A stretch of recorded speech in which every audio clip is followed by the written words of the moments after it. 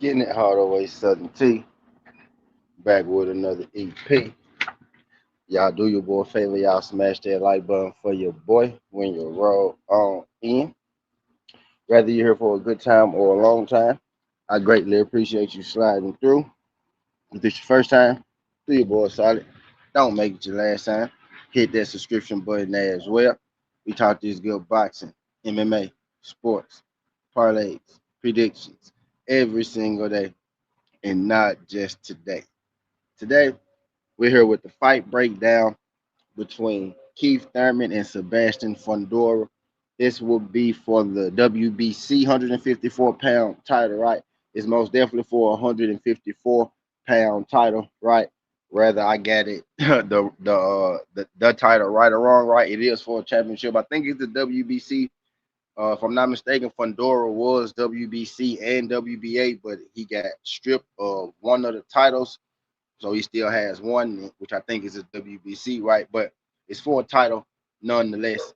We got Keith Thurman versus Sebastian Fundora, and what I think is it's an interesting fight, right? For sure, right? It's an interesting fight. You got Keith Thurman. Depending on how you feel, about Keith Thurman, you either thinking this fight could be really good, right? Sleeper fight, or you thinking that Sebastian Fundora is going to completely dominate Keith Thurman. Me personally, I'm about somewhere in the middle, right? Interesting fight because if you're asking me who I think, is the overall, better boxer, more experienced boxer, right? Has been on the biggest stages a multitude of times, right? Been here, done that, maybe even, strike for strike, maybe the harder puncher in this fight, right? It's probably Keith Thurman. You know what I mean? But when you think about Keith Thurman, are we thinking about what Keith Thurman used to be, or are we thinking about what Keith Thurman is right now? And if I'm being honest with myself, what Keith Thurman is right now at this very moment, right? In his last fight, got a beautiful knockdown.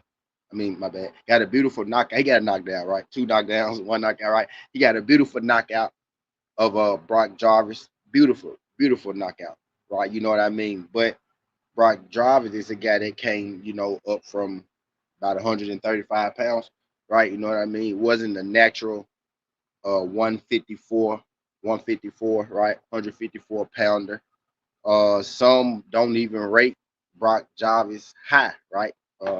Nice prospect, was supposed to have been maybe better than what he actually got to, right? But nice prospect, but Brock Jarvis wasn't on anybody's radar like that, right? But outside of that, this would be Keith Thurman's. This would be Keith Thurman's third fight in about. Come on, this would be Keith Thurman's third fight in 7 years, right? So he has had six fights. Move, move. He has had six fights, right? Keep move, move. He has had six fights, right, up until this point. It Keith Thurman, right? So by the time he steps in the ring next week, this will be his third fight in 7 years. Keith Thurman is a really good fighter. He is one of the best, welterweights of this generation, his generation, right? But the inactivity, that's never good, especially when you're fighting a guy like Sebastian Fundora, right? So not only is Keith Thurman going to be fighting an uphill battle against a guy, you know, about 8 inches taller than him, right? He's going to be fighting an uphill battle, with that inactivity. Again, this will be his third fight in 7 years. You know what I mean? That's crazy when you think about it like that, right? In the 7 year span, this is only going to be Keith Thurman's third fight, right? So going to be a little adjustment period at least, right? When you're stepping in there. On top of the fact that, it's going to be Sebastian Fundora he's facing. Now, when I look at Sebastian Fundora, right? 6'6", 6'5", you know what I mean? Some people think, he's too big for this weight class, and it do look funny. He looked freaky, right? Watching him fight at 154 pounds, being 6'5", 6'6", right? But that alone, right, it's hard to prepare for that. You're not going to be able to find a lot of sparring partners who are that height, who's going to be able to, give you a representation of what Fundora does, right? Because while he is 6'5", 6'6", most guys you're going to find that tall aren't 154 pounds. They're probably heavyweights, right? So they're not going to be able to give you the same volume that a guy like Sebastian Fundora is going to give you, right? So just the physical aspect of it, right? Fundora has that advantage on the side of Fundora. Fundora will also have an activity advantage, right? Fundora is a guy, he doesn't give you time to think. He doesn't really give you time, you know what I mean, to work out a game plan, right? He doesn't really give you time to adjust and reset. If you're going to be Fundora, right, it's going to be because you were able to use, angles. You was able to use angles in offense on top of it, right? Because he's the guy who's going to put constant pressure on you, not like just mental pressure where he's walking you down. Fundora puts mental pressure on you, walking you down, and he also puts boxing pressure on you. He puts punching pressure on you in the sense that he's throwing, a lot of shots. He's not a guy who he hadn't seen a punch that he doesn't like, right? You know what I mean? Fundora hasn't seen a punch, right, that he doesn't like Sebastian Fundora, right? So he's putting mental pressure on you with the movement, and he's putting actual punching pressure on you with his activity, right? So that's an uphill battle, along with him being, you know what I mean, 6'5", 6'6", at the 154-pound division. Now, where his flaws, come in, that is on defense, Fundora, he can fall into his fighters. He can smother his own work. He could overly fall in love with his own inside fighting ability. And that's where Fundora made that mistake against Brian Mendoza. He fell in love a little too much with the inside, and he was still, for him having, as long as arm reach as he has, Sebastian Fundora, sometimes he'll fall in and he'll give up his arm reach. So it makes it easier for the shorter guys, you know what I mean, to get off on him, right? But when we've seen him, stay at a distance, use his jab, make it a thinking fight a little more, he's able to have a lot of success because he can reach a lot of people in spaces and areas where they can't reach him. But if he's going to give all of that up, then that's going to be an advantage Keith Thurman, which we have seen him do, right? Now let's just talk about the Tim Tszyu fights for a second, right? I'm using Tim Tszyu because him and Keith Thurman are kind of similar in stature, right? You know what I mean? Maybe one time Thurman is. Do you think one time hits harder than Tim Tszyu? Right? He was able to deal with Tim Tszyu's punch power pretty decent, right? I think maybe Keith Thurman punch for punches. His one punch may be stronger than Tim Tszyu's, right? But Tim Tszyu ain't no walking apart, right? He's a pretty decent puncher, himself, right? So he was able to deal with that quite well. But the thing we keep going back to is Brian Mendoza, right? But I use Tim Tszyu because him and Keith Thurman are about similar in stature. And in that first fight, right, if you watch that first fight, it looks completely different from that second fight with Sebastian Fundora, right? In the first fight, Tim Tszyu was actually able to beat up Sebastian Fundora like those first maybe 2 or 3 rounds, you know what I mean, in that fight. And then, the cut happened. I hate to bring up the cut, right, because everybody does, right? But the cut happened, and it did kind of slow Tim Tszyu down a little bit, right? Now, in the second fight, Sebastian Fundora fought a completely different fight. But in that first fight, if you go back and watch it, Tim Tszyu was having a lot of success. You know what I mean? Slipping off to the side and making Sebastian Fundora pay, right? Because he is big and he is tall, right? He's not necessarily the slowest fighter, right? But his recoil, when he's throwing his punches, his recoil, it takes him a while to get his defense back set. And you could punch in between his punches, right? So Tim Tszyu was able to do that well, very well, in the first couple of rounds in that first fight. Now, after the cut, as the fight went on, it kind of just became a war of attrition. And I think Tim Tszyu did not want to have to go back to that place he went in that first fight, in that second fight. And I think that's why he quit on the stool, right? But Fundora if you look at the fight, he more schematically broke him down, right? Tim Tszyu in that second fight because Fundora was just a little. He used a little more of a boxing game plan, right? He stayed on the outside just a little bit more. He even threw double jabs in there, right? He used his range and height a little more than he normally would. Even then, there were lapses in that fight where he fell in on Tim Tszyu in the second fight and gave up his height, and Tim Tszyu was able to land some nice shots, right? But you could tell that he thought about it at least just a little bit more than Sebastian Fundora did that second fight. He was able to put it together more and end up getting Tim Tszyu out of that. I think if Sebastian Fundora fights Keith Thurman like he fought Tim Tszyu in that second fight, if he could use his range, let's just say 75% of the time, right? 70% of the time. If he could use his range 70% of the time, right, at least, I know he likes to fight inside. If he could use his range, 70% of the time, his range and his activity on top of it, right? A combination. That's what makes Sebastian Fundora so dangerous. At his best, he's using his range and he's throwing, punches and bunches, right? So if he's able to do that at least 70% of the time, I think over the course of that fight, he probably stops Keith Thurman late, right? But if Sebastian Fundora comes in, he gives up his reach. He wants to make it solely an inside fight, right?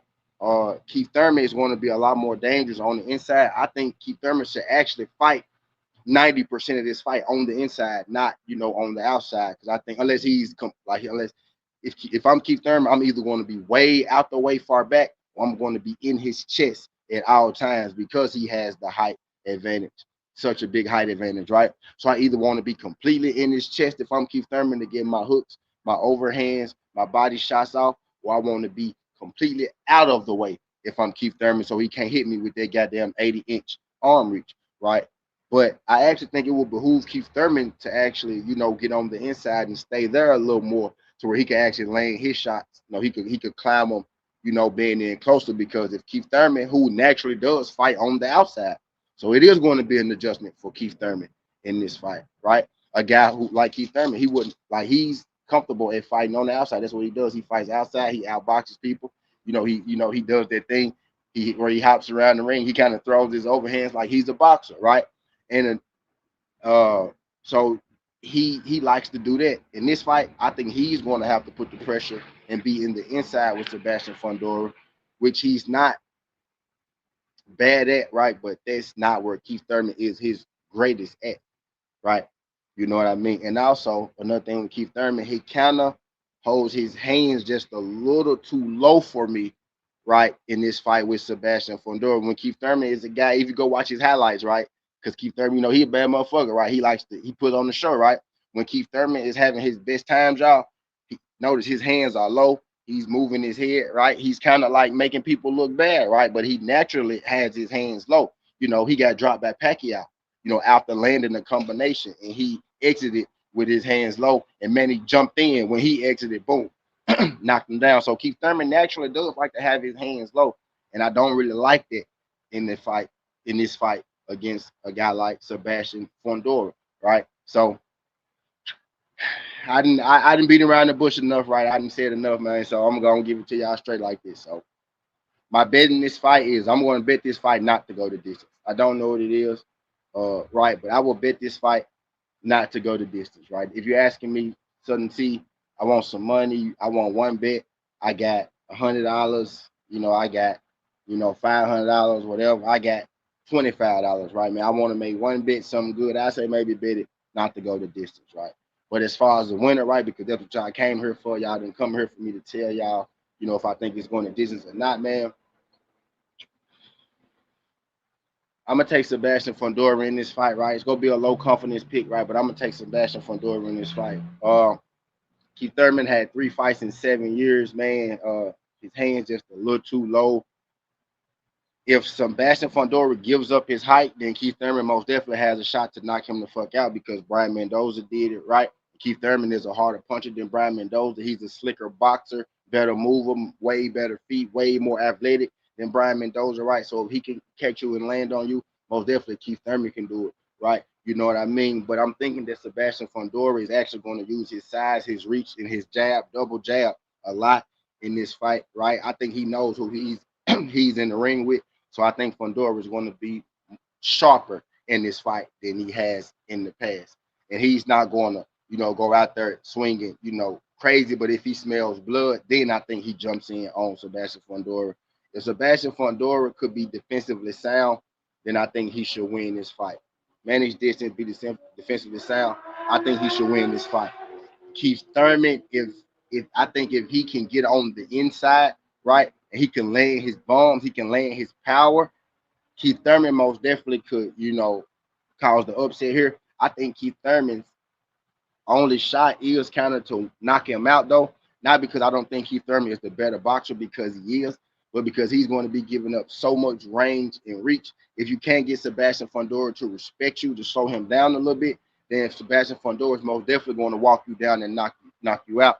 So Keith Thurman is going to have to land. He's going to have to land early. He's going to have to make him pay and get their respect from Fundora. Even after you land on Fundora, sometimes he still walks through you, right?